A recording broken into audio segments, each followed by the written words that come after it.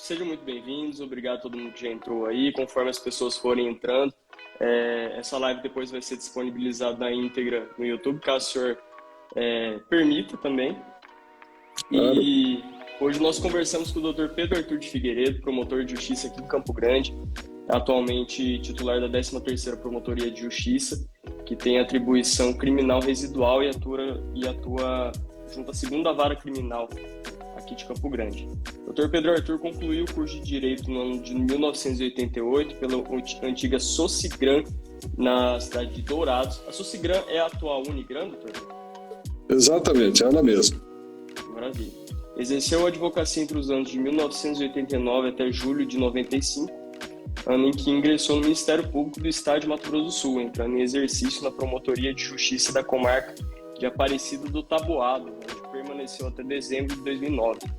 Em Aparecida do Taboado, atuou em todas as áreas, incluindo-se criminal civil, consumidor, infância e juventude, meio ambiente e por aí vai, né? Clínica geral. Também, neste período, atuou como promotor eleitoral durante 14 anos, 7 eleições. E em 2009 assumiu a 13ª Promotoria de Justiça, onde está até hoje. Que história, hein? Bastante, né? E falando assim dessas outras áreas, aí pra você ver, eu estou na área criminal aqui há 12 anos, né? 13 anos, 12 anos, e lembrando aí, falando de meio ambiente, consumidor, hoje, a hora que eu repassei para você essas informações, eu fiquei me questionando, né? Rapaz, como é que dava conta daquilo, né? Mas eu acho que o lance é quando você ingressa no Ministério Público, você vai lá para a comarca de primeira entrância, onde você é um clínico geral, você está meio jovem ainda, né? Você acha graça em tudo, e aí você fala, eu dou conta. Mas realmente, hoje eu acho que eu não estou dando conta nem do que eu tenho aqui, imagina dessa época. Interior é gostoso de trabalhar, né? Fiquei um ano e pouquinho em Anastácio e sempre falava que a gente morre de tudo, mas não morre de tédio no interior, né? Porque acontecem coisas que aqui a gente dificilmente enfrenta, né? Exatamente. Eu tirei o óculos aqui, que está dando reflexo, mas sem o óculos eu não vou conseguir enxergar, então é melhor voltar ele aqui. O interior ele é meio romântico, né? Mas romântico depois que você sai, quando você é um clínico geral, né? E você fica com boas recordações, porque no fim você vê que você tem contato com todo mundo, com vários assuntos. Então, acho eu, desculpa estar até meio que atropelando talvez o que você tenha a intenção de bater papo, e talvez seja o grande mote, né, de fazer a gente se movimentar, porque é muita coisa diferente. No mesmo dia de trabalho você enxerga, vê, lida com situações as mais variadas possíveis, né? E é bom, mas é bom sim. É uma clínica geral que eu acho que todo mundo deveria ter. Maravilha. Doutor Pedro, conforme a gente conversou pelo WhatsApp, o intuito dessa conversa vai um pouco além de conhecer, de saber o que faz um promotor de justiça, enfim. Também não é focado no concurso em si, porque não é uma live para concurseiros. A gente pincela esses assuntos e segue em frente, mas é realmente para as pessoas conhecerem, terem um parâmetro, terem um ponto de vista um pouco mais afastado, entender como foi a história dessas pessoas, porque hoje a gente se encontra no fórum, a gente faz uma audiência junto, a gente sabe que o senhor é o Dr. Pedro Arthur de Figueiredo, promotor de justiça, mas a gente não sabe quem foi o Dr. Pedro Arthur de Figueiredo lá atrás, como ele chegou nesse ponto, o que formou as suas convicções, enfim. Por isso que a gente começa por um resgate, a gente vai lá atrás. Como que era o Pedro Arthur de Figueiredo de 16, 17 anos, terminando colegial? O que pensava em fazer da vida? Como que foi essa situação? Eu acho que nunca passou pela minha cabeça, primeiramente, em ser um profissional de qualquer outro tipo de área. Porque Meu pai casou-se, né, com minha mãe, e ele já era promotor de justiça quando eu nasci. Isso lá nos anos 60, início da década de 60. Então, eu, desde pequeno, vendo meu pai ali como promotor de justiça, na minha cabeça, a única profissão que existia quando eu era criança era promotor de justiça. Então, já a sua pergunta falando dos meus 16, 17 anos, eu já estou voltando bem antes disso, né? Uhum. E o interessante é que essa minha vontade de atuar nessa área, se não fosse no Ministério Público, mas na advocacia, foi unicamente por estar naquele contato, no convívio, logicamente, com o pai, vendo aquele dia a dia dele, para mim era aquilo natural. Mas o mais importante é que não houve, da parte dele, nem da minha mãe, nenhuma coisa nesse sentido de você tem que ser promotor de justiça. Não, isso nunca ocorreu, sempre me deixou à vontade, mesmo porque também nem haveria essa necessidade. Então, na minha cabeça era natural ser aqui, no dia eu fazer uma faculdade de Direito e, quem sabe, um dia ser promotor de justiça. Então foi uma coisa que nasceu espontaneamente, literalmente nasceu comigo isso, e a coisa veio e fluiu e aconteceu. Eu acabei ingressando no Ministério Público. Maravilha. E fazendo parênteses nesse relato do senhor, como era assim, do que teve de contato familiar, de acompanhar o pai desde pequeno nessa função, como era a atuação no Ministério Público naquela época? O senhor se recorda de alguma história nesse sentido? Sim. Era uma coisa para mim natural, né? Você vê tanto que a naturalidade das coisas para mim, que envolvia o relacionamento com advogados, com juiz, enfim, com todas essas pessoas que tinham alguma coisa a ver com o Poder Judiciário, aquilo era para mim muito natural. Então convivia com aquilo. Na época que eu me recordo bem, foi em Paranaíba, onde ele era promotor de justiça, e na época o Ministério Público era totalmente diferente do que é hoje. Totalmente, nada a ver com o que é hoje. O próprio Poder Judiciário, né, Guilherme, ele era diferente. Para se ter uma ideia, eu me recordo que a promotoria de justiça, que de promotoria fisicamente não existia, né, mas uma sala onde meu pai despachava, era dentro de um prédio onde ali estavam o promotor, tinha o defensor público, o juiz, e era também uma delegacia. E ao lado, no mesmo prédio da delegacia, e ao lado ali tinha um presídio, uma cadeia, no centro de Paranaíba. Então, tudo funcionava ali. Então, era totalmente diferente do que é hoje, nessa época, e até mesmo, e daqui a pouco nós gostaria de falar sobre isso também, até mesmo diferente do que quando eu ingressei no Ministério Público em 1995. São coisas bem diferentes, mas ainda assim era algo que me chamava muita atenção, então eu convivia com aquele tipo de ambiente, de relacionamento, que para mim foi muito natural e que me levou a querer, se não fosse para ser promotor de justiça, pelo menos atuar em alguma área jurídica, né? Não foi nenhuma novidade esse start que deu em mim. Entendi, maravilha. Vamos lá, aí o senhor ingressou no curso, foi direto da escola ou o senhor chegou a ficar um período só estudando? Como funcionou na época? Para ingressar no Ministério Público? Não, para ingressar na universidade. Sim, não, foi direto. Eu terminei o antigo colegial, na época, né?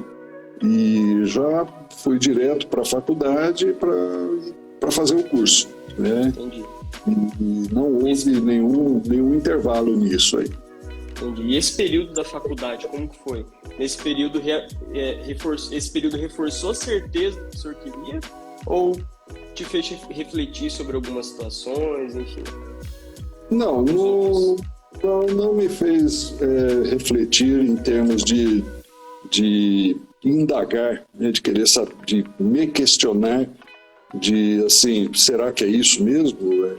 Será que eu estou no caminho certo? Poxa vida, estou vendo algumas coisas aqui durante o curso que podem me fazer mudar de opinião. Não, isso não aconteceu.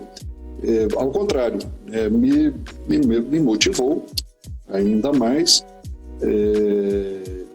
e não houve modificação de pensamento. Sinceramente, isso não aconteceu em momento algum, não, Guilherme.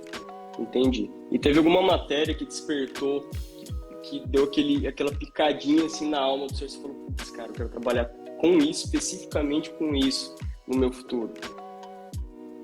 Olha só, é interessante porque quando eu terminei a faculdade e eu consegui a minha inscrição na OAB, antes de terminar a faculdade, eu fazia estágio num escritório de advocacia civil, lá em Dourados. E era de duas advogadas, a doutora Vânia e a doutora Simone, amigas minhas de longa data, mas era um escritório estritamente a área civil. Vez ou outra, alguma coisa trabalhista, mas era civil, basicamente com foco na área de execução de títulos, que eram advogadas de banco, e aquilo me chamava muita atenção. Então, eu, desde o estágio no escritório de advocacia e já depois com a minha OAB, eu atuei, convivi na área civil, processual civil. Criminal, eu não via nada. Eu me lembro que uma vez, não sei o que era, quem que foi me procurar para acompanhá-lo a uma delegacia de polícia, eu já advogado, e eu não sabia o que eu ia fazer na delegacia. Eu estava com medo de chegar lá e levar cascudo de alguém ali. Então eu não tinha nenhuma paixão, vamos colocar assim, pela área criminal. E respondendo mais objetivamente a sua pergunta, o que aconteceu? Já vamos dar um salto aqui. Quando eu ingressei no Ministério Público, eu fiquei bastante preocupado, porque é evidente que, principalmente no interior, onde você atua em todas as áreas, é evidente que o Ministério Público atua também nas outras áreas, sem ser área penal, processual penal. Mas eu me preocupava, porque o grande volume de serviço era da área penal. E eu me lembro que quando eu tomei posse, fui assumir a promotoria, eu tentava primeiro procurar os processos cíveis, porque eu achava que aquilo ali eu ia me dar bem neles, né? Mas aí eu vi que também que eu não podia deixar de lado, e evidentemente outras coisas que eu tinha que fazer. Então essa matéria aí, como você perguntou, que foi aquela que acendeu uma luzinha verde, falou, olha, isso aqui é legal, tá? Comigo foi o inverso. Eu imaginava algo que eu gostaria de atuar no civil, mas que a matéria penal acabou me pegando. Gosto, né? Mas tive que atuar, entre aspas, né? Atuei com bom grado, porque você acaba aprendo até hoje, todos os dias. Estou aí vou completar 27 anos no Ministério Público e toda semana tem um negócio que eu olho, eu vejo e falo, o que é isso aqui? Como é que faz isso aqui? E a gente não para de aprender. Você só aprende nas dificuldades. Quando é fácil, e a armadilha está aí, porque muitas vezes você acha que você sabe, é a hora que você acaba, às vezes, fazendo bobagem, né? Sim. Mas comigo aconteceu o contrário. Eu tinha algo que me chamava atenção desde o estágio como advogado e já advogando depois, e nada daquilo me foi... eu aproveitei, entre aspas, né? Depois, porque no escritório de advocacia, execução de títulos, o que eu vou fazer? Completamente alheio, né? Atividade do Ministério Público, salvo engano, acho que eu vi uma vez isso em algum processo, porque tinha algum menor, alguma coisa ali que eu tinha que me manifestar. Mas foi interessante que comigo foi invertida a coisa.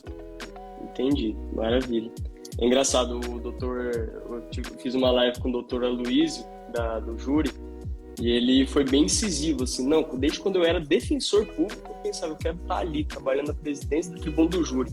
Então foi retinho, o senhor fez o caminho contrário. Pois é, e o doutor Aloysio, quando eu estava em Aparecida Taboado, ele foi uma época juiz em Paranaíba, ali ao lado, né, próximas às comarcas, e de vez em quando eu substituía em Paranaíba algum colega ali de férias, por alguma razão, eu ia para lá, trabalhei com ele lá em Paranaíba, e o contrário também. Ele, algumas vezes, substituía em Aparecida Taboado, porque são comarcas, né, cidades com apenas, no caso de Aparecida, era um juiz, um defensor público, um promotor. Então, quando o juiz entrava de férias, viajava, tirava alguma licença, automaticamente quem tinha que substituí-lo era de outra cidade. E o doutor Aloysio foi uma dessas pessoas. Maravilha.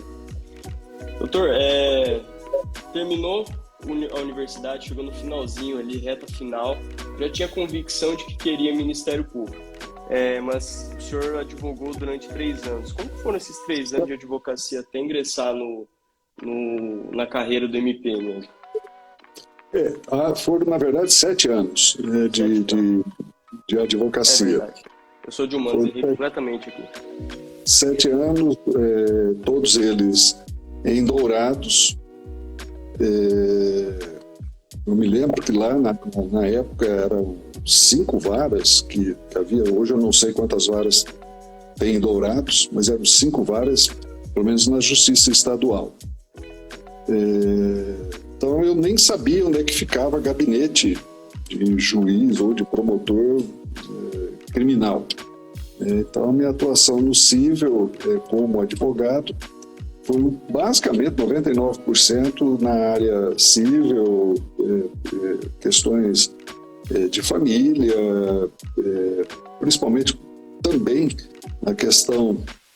nas questões bancárias, principalmente. Eu me lembro que na época, os mais jovens não sabem o que é isso, houve na época o tal do plano cruzado do governo federal, e aquilo muita gente fez empréstimos bancários para financiamento de cultivo, de pecuária e tudo mais, e esse plano cruzado na época, quando ele desandou a maionese, que veio uma inflação violenta, ninguém deu conta de arcar, de pagar aqueles empréstimos bancários. Então eu acabei atuando muito nessa área e não tinha atuação em outra área, vez ou outra alguma coisa na Justiça do Trabalho, e assim mesmo trabalhista, porque era alguém muito conhecido ou já era cliente de outras coisas, e aí para você, né, não perder o cliente, você acabava atuando na Justiça do Trabalho também. E na Justiça do Trabalho, nessa época, chamava-se Junta de Conciliação e Julgamento. Era um nome que muita gente nem sabe que existe hoje. havia o juiz do trabalho e havia os juízes classistas, que eu demorei a entender e, sinceramente, até hoje não entendo. Tentei compreender a razão da existência daquelas funções, cargos, né, que aquelas pessoas exerciam ali. Então, na Justiça do Trabalho, então, Junta de Conciliação e Julgamento, eu me lembro que eu fiz lá uma meia dúzia de audiências, acompanhei alguns processos trabalhistas, mas tinha a presença desses juízes classistas. Para quem não sabe, juiz classista eram dois. Um classista que era representante da classe empregadora e o outro juiz classista representante dos empregados. E eles ficavam ali, você ia fazer a audiência, estava o juiz sentado na frente, o juiz folgado, e cada um desses juízes classistas sentado ali. Eles tinham, eu não sei, não me recordo agora, um mandato, um período, e eles ficavam ali e até hoje eu não entendo o porquê que existia aquilo. Foi extinto depois, eu não me recordo se já na Constituição de 88, mas foi extinta essa figura. Mas respondendo a sua pergunta, teve essa atuação na área trabalhista, mas principalmente no civil mesmo, Guilherme. Entendi. E esse período foi concomitante ao estudo pro MP ou o senhor depois reservou um período no finalzinho para dar aquele stint e entrar na carreira? O estudo para o Ministério Público, eu fiz 2 concursos para o Ministério Público. O primeiro foi em 92 e eram aqui do Estado e eram provas eliminatórias, né? Que você, vamos dizer, tinha lá 8 matérias, 8 dias de prova. E você tinha que alcançar a nota mínima de 5. Quem alcançasse naquela prova, por exemplo, direito penal um dia, você alcançava 5 ali, você passava para a segunda prova. Muitos não alcançavam, quem não alcançava já estava eliminado do concurso. Então, esse primeiro concurso eu fiz em 92. E eu me lembro que eram 13 vagas dentro do Ministério Público Estadual, 13 vagas para promotor de justiça substituto. E essas provas eliminatórias foram ocorrendo e eu fui passando.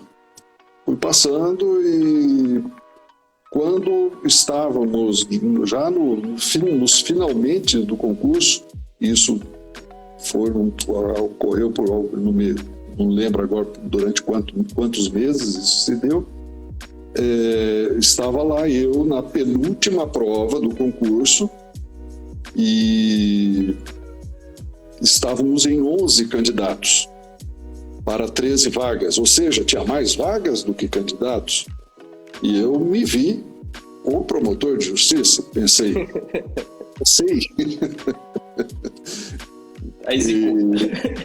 Pois é, aí veio uma prova, penúltima prova, direito administrativo. E fui fazer a prova e não tirei os 5, não consegui a nota. Eu e mais um outro que estávamos juntos fazendo as provas. E não passei. E aquilo para mim foi uma coisa assim muito ruim, porque se você ainda é eliminado lá atrás, mas no meu caso, naquela época, eu criei uma expectativa bem concreta, ela estava ali, na minha frente. Na cara do gol, né? Na minha cara. E eu bobeei, não fiz, não consegui a nota, não passei. E alguns dias depois teve a última prova que alguns colegas, que são colegas meus hoje do Ministério Público, que foram aprovados e em seguida tomaram posse. Esse foi em 92. Esse é o concurso que a doutora Ana Lara entrou, né? Não, a doutora Ana Lara veio depois de mim, inclusive. Esse concurso que eu me referi, de 92, estavam lá o Sérgio Arfuch, o o Clóvis Ismanioto. Eu não vou conseguir me lembrar agora outros nomes que estavam ali, mas os dois eu me lembro perfeitamente, que são desse concurso, imediatamente anterior ao que eu depois fui fazer. E o interessante é que eu não passei justamente numa matéria que eu não tinha nada a ver comigo, né? Mas eu tinha que estudar aquilo, que era direito administrativo. E eu sei que o resultado, quando eu fui eliminado, era no segundo semestre daquele ano, alguma coisa assim. E ao final do ano, a Socigram veio me chamar para saber se eu não poderia dar aula de direito administrativo. Aí, pois é, mas vocês têm certeza disso? Está aqui o resultado da prova, olha só. E eu acabei querendo, falei, não, agora é uma questão pessoal minha, porque eu quero. E então no ano seguinte, que foi 93, eu dei aula de direito administrativo na Socigram, e o livro de direito administrativo, né, que é a Bíblia de todo mundo, pelo menos era, não sei, me afastei da área. Bandeira de Melo. Era o Eli Lopes Meirelles, né? E, então, para cada ano vinha uma edição nova e eles mudavam a cor da capa cada ano para você diferenciar, para saber qual edição que era. Mas nesse ano de 93, eu me lembro que era um de capa azul. E eu devorei aquele livro de capa azul. Eu falei, não, eu preciso entender isso aqui.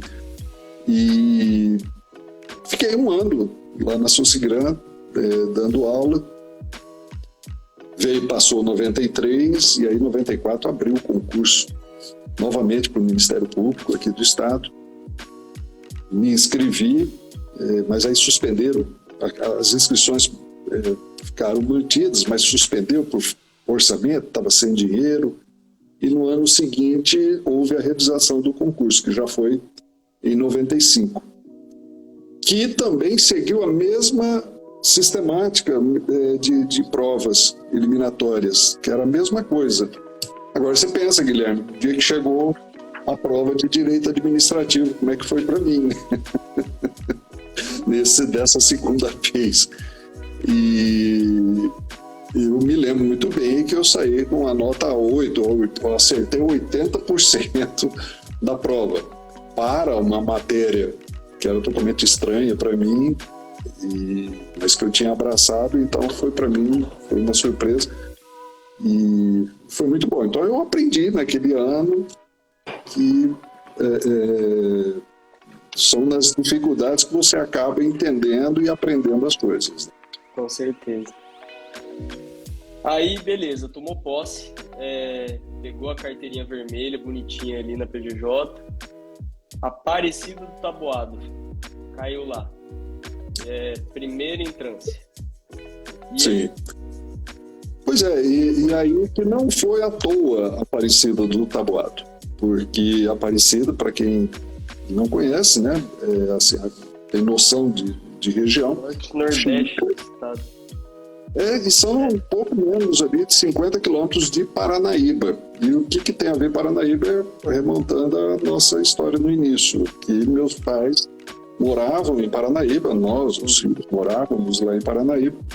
Então, teve um pouco, assim, de saudosismo, acabei optando e foi possível, não era só porque eu queria também, claro, mas foi possível para mim ir para Aparecida do Taboado. E lá fiquei, e lá era comarca de primeira entrância, Paranaíba já era de segunda entrância, e na minha cabeça era assim, não, eu vou para Aparecida e vou ficar lá, depois eu vou ser promovido para a segunda entrância, e a segunda entrância que eu vou escolher vai ser Paranaíba, que é do lado.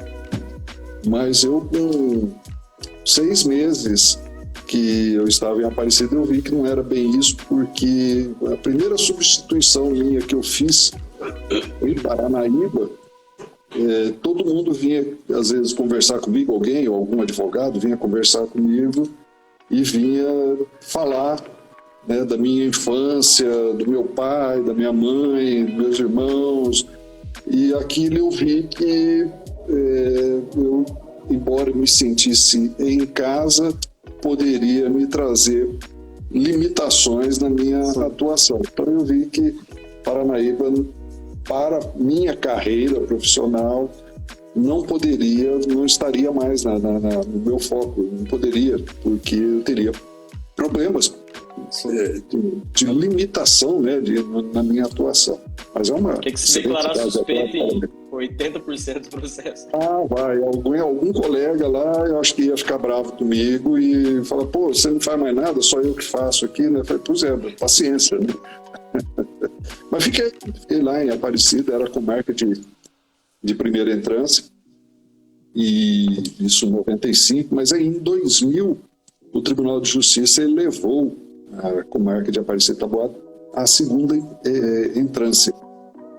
E eu automaticamente fui promovido para a segunda entrância, permanecendo na mesma comarca. E isso já em 2000, por 5 anos que eu estava lá, e lá fiquei por mais 9 anos, até final de 2009.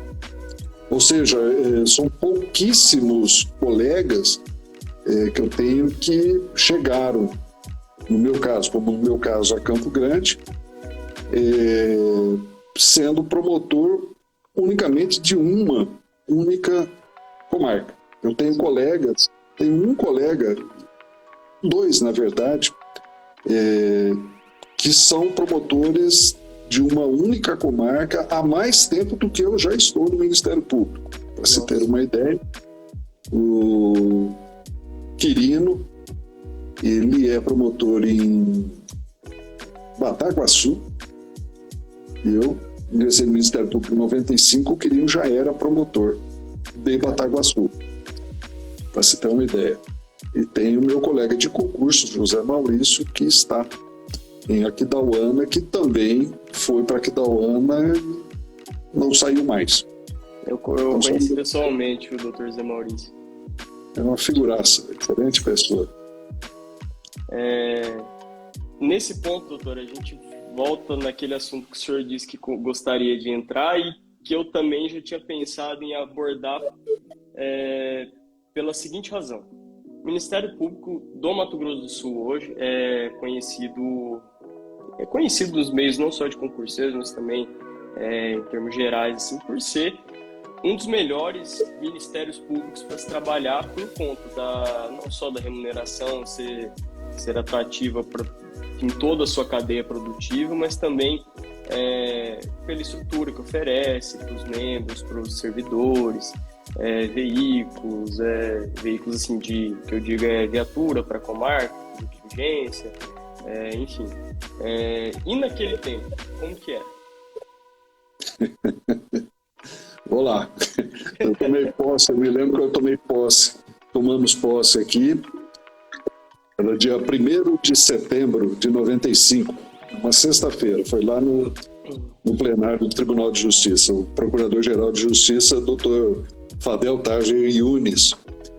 E aí, o Dr. Fadel é uma figura, uma lenda dentro do Ministério Público. E aí eu me lembro que ele foi passando de colegas em colegas, assim, né, falando, você está indo para tal cidade, né, tal. E chegou minha vez, falou, Pedro Arthur, você está indo para Aparecida e Taboada. Ele com uma folha, né, em branco lá, com as anotações, olha, aqui é Aparecida do Taboado, rapaz, você vai ter um fax lá. Você vai ter um fax e um telefone.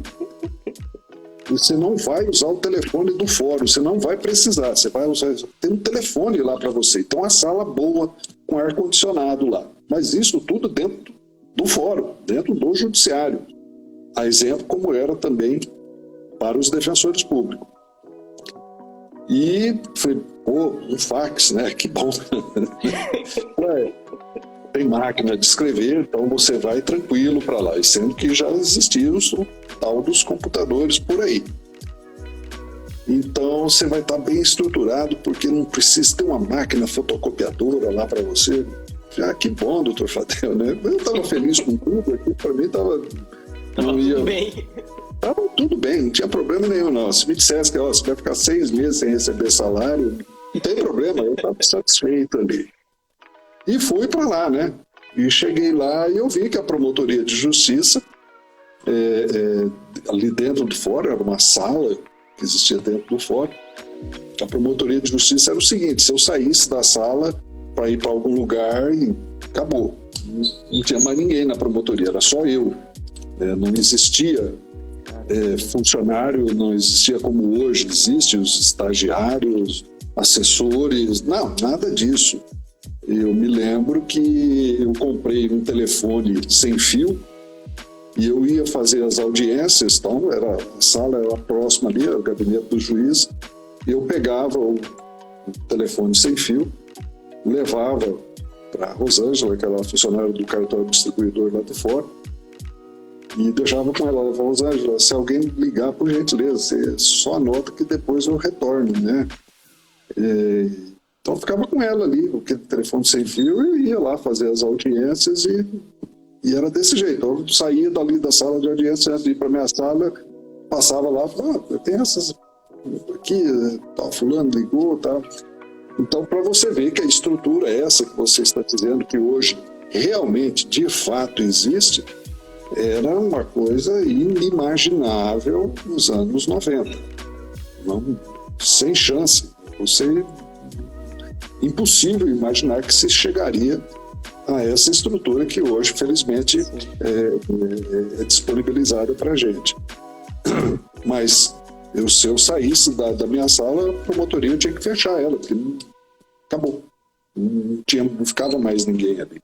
E, lógico, você precisa ter a sorte de trabalhar com juízes que são simpáticos, são pessoas boas e que compreendem aquela dificuldade que você tem ali, né? Porque muitas vezes eu poderia dar o azar de não ter um juiz diretor, né? No caso era um único juiz que também era o diretor do foro. Eu poderia dar o azar de alguém simplesmente falar: não, primeiro, não tem nem faxina na sua sala, porque a faxina que era feita na sala era por uma funcionária do judiciário, do fórum. Você quer limpar o seu banheiro, Pedro? Você traga alguém e faça isso. Ar-condicionado, energia, do fórum, né? Então você não pagava, o Ministério Público não pagava diretamente nem nada por mês para fazer uso daquela estrutura que o judiciário colocava à disposição. Tudo bem que aquilo era uma imposição constitucional, né? Mas voltando àquilo que eu disse, você tem que dar a sorte de ter ao seu lado um juiz compreensível, uma pessoa simpática e que entenda aquela situação. Porque se ele pode criar algum problema e falar: não, você já tem sua sala aí, mas outras coisas não estarão disponíveis para você. E eu, felizmente, trabalhei com juízes que sempre me foram muito simpáticos, então quanto a isso eu não tenho que reclamar. Mas nada se compara ao que é hoje, evidentemente. Hoje você pega em qualquer comarca do interior, salvo engano, eu não sei se eu vou falar alguma besteira aqui, mas todas as promotorias, salvo engano, têm prédio próprio, né, estrutura própria. Não, doutor, eu tô não. Não, eu tô por fora, tá vendo? Tem 2 irmãos.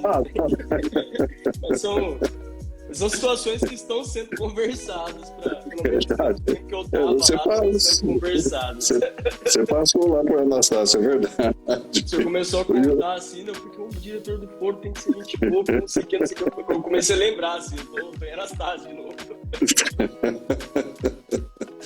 Tinha estagiários, né, que a gente hoje tem. Você estagiou lá na promotoria aqui, na minha promotoria, não é minha, onde eu atuo, na 13ª, você ficou um tempo lá e você viu, realmente, então você pode falar de cadeira, né, o que é que a estrutura que é emprestada hoje ao Ministério Público, né, realmente é muito boa, não podemos nos queixar de nada, não.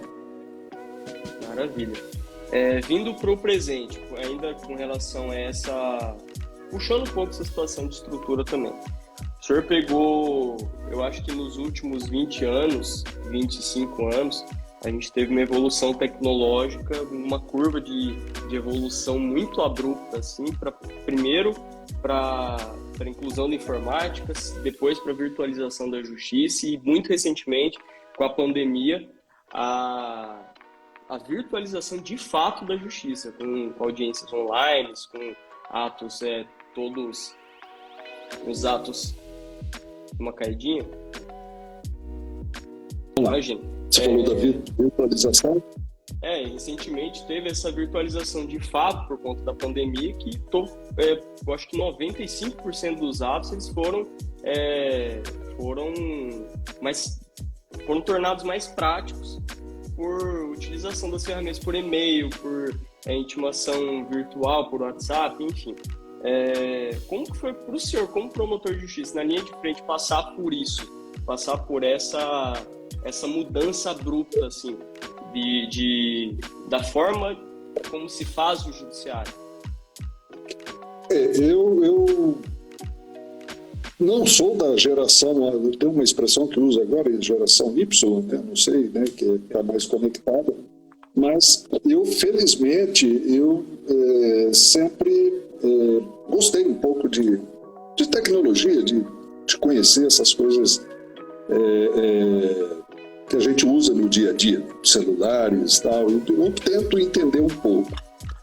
E para mim eu não tive tanta dificuldade para me adaptar, para acompanhar, mesmo porque quando brotou o processo digital propriamente dito, ele brotou eu já na atuação como promotor de justiça. Então, não foi nada excepcional para mim aquilo, era diferente, a gente questionava uma série de coisas, mas como isso pode, não vai ter papel, e quem que me garante que aquele documento que a pessoa digitalizou ali seja verdadeiro, porque anos atrás você apresentava um documento para comprovar alguma coisa dentro de um processo e vinha sempre questionamento da parte contrária. Não, mas não está autenticado, né? Você precisava ter um tal do carimbo lá de algum cartório para certificar que aquilo era um documento autêntico, verdadeiro.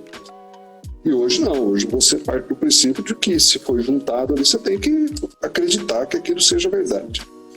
Mas a virtualização das audiências, dos atos processuais, das intimações, como você mesmo colocou, e principalmente a digitalização dos processos, foi algo assim que no início eu me preocupei, talvez eu achava que talvez eu não fosse me adaptar, mas é o tal do novo, né? Que você conhece o novo, você se assusta, mas depois você vai compreendendo e chega uma hora que você vê que você não vive mais sem ele. Eu não sei mais o que é pegar um processo de papel para folhear, para olhar. Hoje à tarde, agora, depois das audiências, eu ainda passei na promotoria e tinha um inquérito lá que eu pedi o arquivamento, questão envolvendo falsidade ideológica.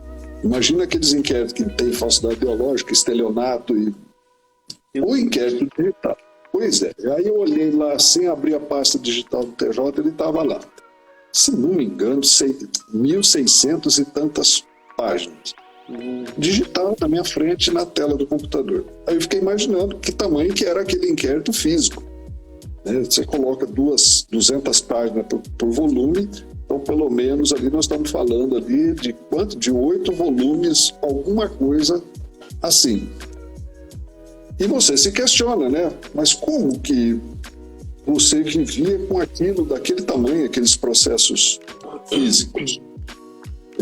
Quando virtualizou o processo, digitalizou o processo, passava na minha cabeça, na minha santa ingenuidade, falei, meu Deus, vai aparecer um hacker uma hora, esses caras vão entrar e vão sumir com coisas de dentro do processo, e vamos pôr outra coisa dentro. Tá, mas e quando era papel, não era mais fácil o cara ir lá, abrir, arrancar um pedaço de folha ali, tirar uma nota promissória, seja lá o que for, a principal prova do projeto, levar embora para casa e acabou. Quem que ia ficar sabendo? Fazer carga do processo e... Exatamente. Você pega... Todos iam para escrever. Você pega um inquérito, por exemplo, esse que eu mencionei, meu amigo, aí dá uma coisa muito importante que basta você arrancar aquilo e acabou. O motivo da existência daquele processo não vai mais existir.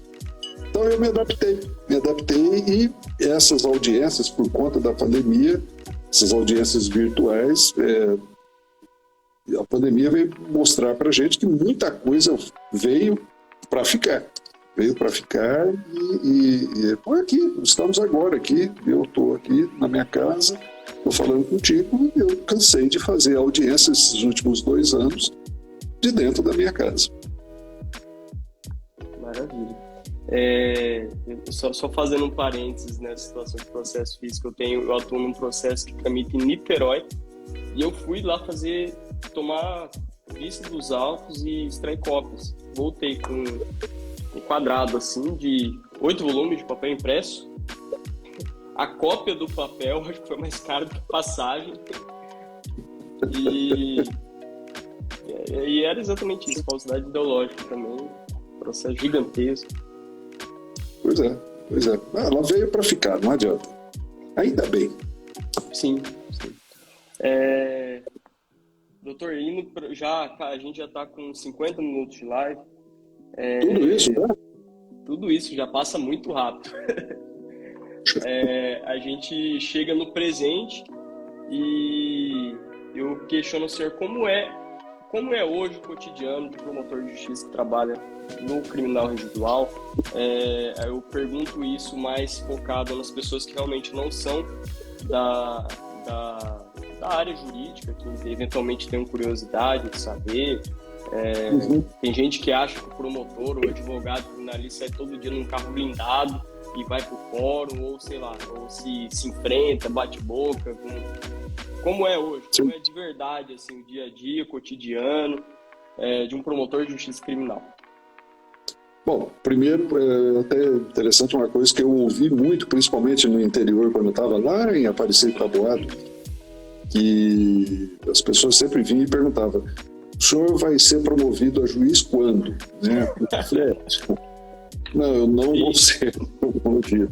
Então, na ideia, funciona assim, né? O defensor público, o promotor estão ali, daqui a pouco, se tiver algum merecimento, ele vai se tornar juiz. Do contrário, né, ele vai ser promotor pro resto da vida, tá vendo? Bem feito, não sabia nada mesmo, então fica lá. Então, para essas pessoas que perguntaram e estão vendo, perguntando, eles estão vendo hoje, falando, mas ele continua promotor? Eu falei, pois é, você vê, né? Continua promotor do mesmo jeito. A minha atuação na minha promotoria, que é uma criminal residual, o que é criminal residual? Para quem não é da área. Nós temos crimes com procedimentos processuais próprios, por exemplo, vamos lá, júri, um homicídio. Então você tem o homicídio, ele tem varas específicas para serem processados esses casos. Casos de violência doméstica, nós temos as varas específicas aqui, infância e juventude, idoso. Então, esses crimes dessas áreas têm varas específicas e tem promotorias específicas. Disse meio ambiente, eu acho que eu não sei se eu falei meio ambiente, mas não tem vara específica para o meio ambiente. Mas tem a promotoria de justiça que atua na área de crimes ambientais, do consumidor. Tudo que não está nessa lista desse tipo de crime são os residuais, são os que sobram e vão ser de atribuição dessas promotorias criminais residuais, como é o caso da minha. Então a pessoa fala assim, pô, mas você não sobrou nada para você. Sobra, e bastante. Não é pouca coisa, não. Eu acredito que Na minha promotoria, não fiz esse levantamento nos últimos meses, mas é alguma coisa ali, calculando pelo número de dilação de prazo, de inquéritos, alguma coisa em torno dos 400 inquéritos, 300, 400 inquéritos, só da minha promotoria. Feitos judiciais, ações penais em andamento, somando as duas promotorias, que é a minha e do Dr. Rodrigo, que atuamos juntos, alguma coisa ali, sei lá, umas 3.000 ações penais. Isso para uma única vara criminal residual. Aqui nós temos 6 varas criminais residuais. Por aí você imagina o volume. Mas é um trabalho, respondendo objetivamente a sua pergunta, que não me traz problema. É evidente que você se preocupa, você tem que tomar algumas precauções, mas felizmente nunca tive problemas de ameaça, de alguma coisa velada ou explícita contra mim. Não tenho esse problema. O problema, como qualquer outra pessoa que você está na rua, você tem que estar sempre prestando atenção no que está acontecendo em sua volta. Mas não pelo fato de eu ser promotor de justiça. Eu acho que se você fizer o seu trabalho de forma veemente, contundente, não extrapolando aquilo que você precisa fazer, a pessoa que está do outro lado, sendo acusada, ela vai passar o processo inteiro sendo acusada por você, 1 ano, 2 anos, 3 anos, ela vai ser condenada e no final lá de 3, 4 anos, ela vai começar a cumprir a pena e ela não vai saber o nome do promotor de justiça que fez aquela acusação contra ele. Ele não vai se preocupar em querer saber. Se você passa dos limites e para de atuar dentro das estreitas raias constitucionais, legais, e passa a ser acusador contumaz em cima daquela pessoa, não precisa você fazer muita coisa, não. Aquela pessoa já no primeiro mês ele já vai querer saber quem que é aquele promotor que está acusando ele. Então o nome dele, ele já vai colar no Google, Pedro Arthur de Figueiredo, o que ele faz, vai procurar o Instagram, vai querer saber onde é que você mora, é a hora que você tem problema, né? Evidentemente que tem promotorias, por exemplo, do GAECO, que ficam mais expostas. Tem promotores do GAECO que ficam mais expostos. É óbvio que o tipo de situação que eles lidam, com as pessoas com quem eles têm algum embate, é natural. Mas se você faz o seu trabalho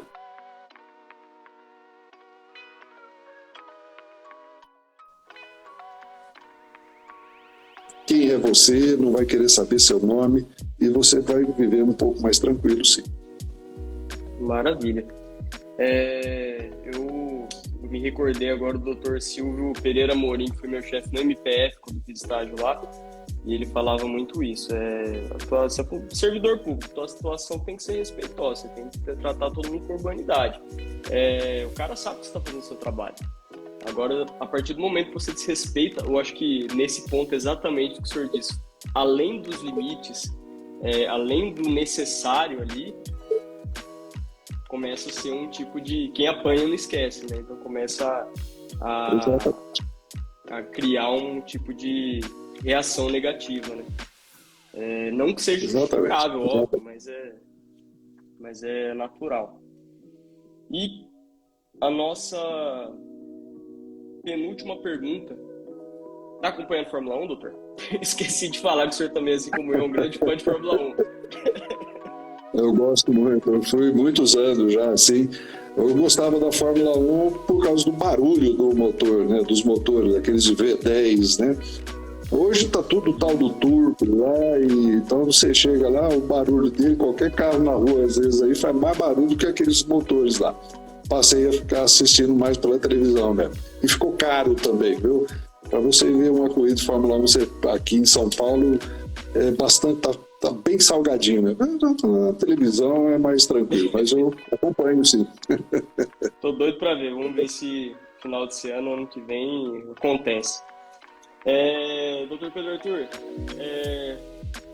já caminhando para o final agora, E o Pedro Arthur de daqui 5, 10 anos, como que o senhor imagina o futuro aí profissional? Se já está caminhando para a aposentadoria, se ainda pretende continuar até onde der?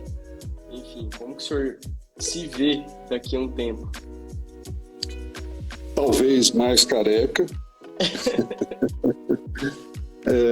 Não me passa pela cabeça a intenção em aposentar. Não tenho essa vontade. Quero ainda sangrar mais um pouco ainda dentro do Ministério Público, porque passa rápido, né? Estou falando aí de 27 anos atrás, coisa de 27 anos atrás. Para mim, parece-me que foi coisa assim de 4, 5 anos atrás. Mas não tenho essa ideia ainda pela minha cabeça. Quero continuar. O que aconteceu na minha carreira? A ascensão na carreira do Ministério Público, você é promotor de justiça, chega a uma instância especial, como no caso aqui em Campo Grande, agora mudou a denominação, não me recordo agora o nome, instância final, salvo engano. E você aguarda para ser promovido para ser procurador de justiça, que é com atuação em segunda instância.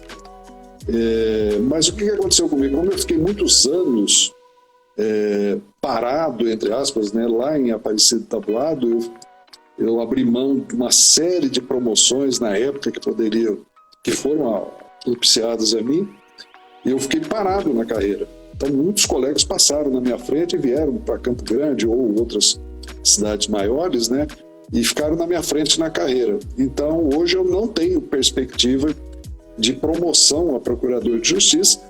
Na fila lá, pelo que eu andei vendo a última vez, tem uns 25 na minha frente. Então eu acho que vai demorar bastante. Mas não, quando eu digo que não pretendo me aposentar, não é porque eu pretendo esperar uma promoção, porque eu sei que matematicamente vai demorar bastante. Mas não me sinto frustrado por ter ficado parado, né, na carreira esses anos todos, porque eu fiquei numa cidade que eu queria ficar, fiz o que eu fiz, porque eu quis, e vim na hora certa para Campo Grande. Eu acho que tudo tem um motivo na vida da gente. Então estou aqui em Campo Grande, sinceramente não longe ainda de pensar em aposentadoria. Maravilha. Pensa em mudar de promotoria? Ou tá muito bem, obrigado, na 13ª? Eu já, uma época eu me questionei, né? Mas tem muito serviço, né? Mas aí você começa a história da grama do vizinho que é mais verde que a sua. Aí eu comecei a observar com mais cuidado alguns outros colegas com atuação em outras áreas, e eu falei, deixa eu ficar quieto aqui na minha que tá bom demais. Então eu acho que eu vou ficar por aqui. Não pretendo sair não, deixa do jeito que tá. Maravilha. Doutor Pedro, eu acho que é isso. O senhor quer fazer alguma consideração final aí, mandar um abraço pro pessoal que está assistindo? Eu tenho receio de falar nomes aqui, né, porque você acaba esquecendo, vai omitir alguém. Mas sinto-se abraçar todos aqueles que me conhecem, né? Agradeço, Guilherme, o seu convite, a sua insistência esses tempos todos aí, mas por uma série de motivos pessoais que eu expus para você na época, estava muito corrido, eu não pude aceitar, e não aceitando, mas eu acompanhava algumas outras lives que não conseguia assistir completamente a elas, mas acompanhava. Falei, uma hora vai chegar a minha vez, e chegou, marcando. E foi o primeiro promotor de justiça aqui, como eu prometi. Exatamente, isso me deixou muito lisonjeado, me tocou bastante, e só tenho a agradecer por essa lembrança. Você atuou como estagiário lá na promotoria, aqui de Campo Grande, né? E hoje aí, como advogado, acompanho algumas coisas. A rede social denuncia muita coisa pra gente. Ela engana também, eu sei. Sim.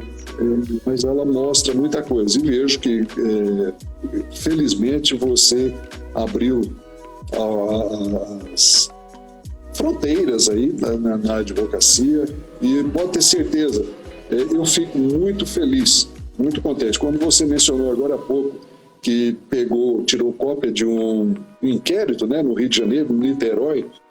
Eu me lembro disso, quando você postou, inclusive, esse inquérito. Acho que era um inquérito, né? Eu me lembro, sim. Você postou, depois você foi até em alguns pontos turísticos lá na cidade. Sim.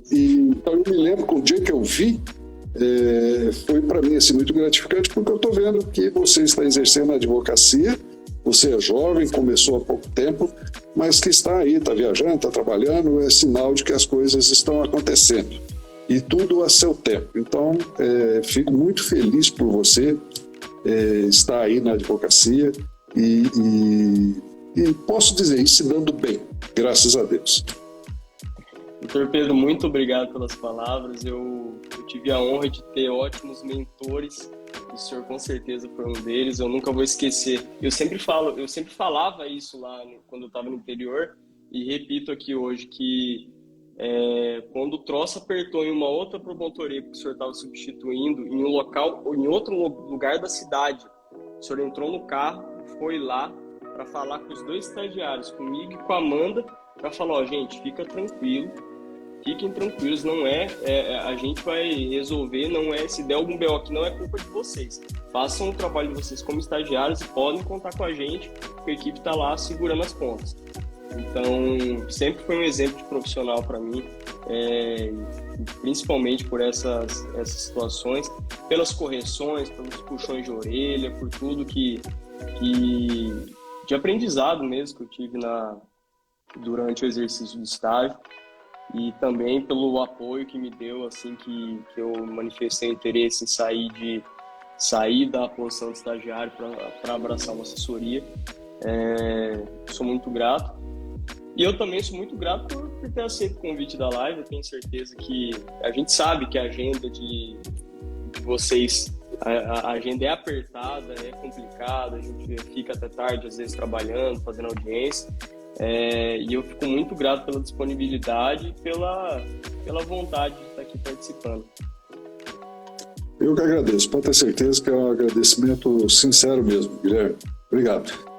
Quem sabe numa outra aí que você me convidar, vamos tratar de assuntos um pouquinho mais diferentes. Agora que eu já não sou mais primário, né? Já perdi, já estou com antecedentes aqui de fazer live, minha primeira live, quem diria que eu iria fazer isso? Estou à disposição, sim. Maravilha. Doutor Pedro, a gente vai encerrar. De novo, muito obrigado pela paciência e pela disponibilidade. E a todo mundo que assistiu aí, muito obrigado por ter participado. Eu vejo vários rostos conhecidos aqui, até minha mãe tá assistindo, como sempre, dando aquele apoio. A minha mãe também, eu não consegui acompanhar aqui pelos nomes aqui, mas ela falou, filho, eu tô lá. Aí, dona, tá vendo? A senhora tá aqui, sim. Maravilha. Se o senhor autorizar, depois eu faço cortes de momentos específicos da live para poder postar no feed separado, mas conciso. Fica à vontade, pode fazer as edições que você quiser, fica tranquilo. Maravilha. E é isso, gente. Eu vou encerrar aqui. Muito obrigado de novo, doutor Pedro. Muito obrigado a todo mundo que assistiu, principalmente os estagiários e ex-estagiários da 13ª Promotoria, que foram gentilmente ameaçados pela Elisa para se fazerem presentes aqui. Ele tem que entrar na live e não pode sair, né? Tem que ficar. Tem que ficar e tem que ficar mandando joinha. Sim, lógico, cheio de coraçãozinho aí. E aqui a gente encerra, gente. Doutor Pedro, muito obrigado. Numa próxima oportunidade a gente conversa novamente aí. Eu que agradeço, Guilherme. Até a próxima, se Deus quiser. Valeu. Tchau, pessoal. Tchau.